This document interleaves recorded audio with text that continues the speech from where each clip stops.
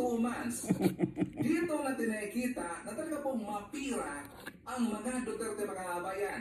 Taliwa sila mga sinasabi na simple life and simple living man daw meron itong mga Duterte. Pero alam mo natin na meron silang mga mansion mga kabayan. Pero ang ginagamit dito kasi ng mga DS, ng mga gonggong, ng mga tanga, yung lumang bahay ni Digong. Kasi doon daw nakatira itong si Digong mga kabayan.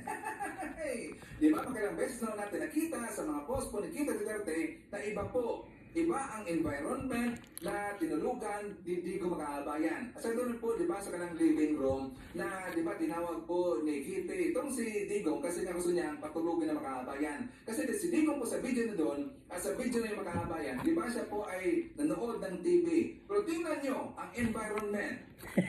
Mukha ba yun na, na luma na bahay mga kabayan? Di ba tayo ay pinagluko ng mga Duterte, gunggong talaga eh. So dito, nakuha po si Pulong Duterte ng, ng travel clearance. Balasubo si Raraya Duterte sirin. Kunwari, mahirap sa bilay daw. Kaya, amalikin to, bayar to labatad attorney. Oh my gosh. Mambabayar mo dari kasalanan da.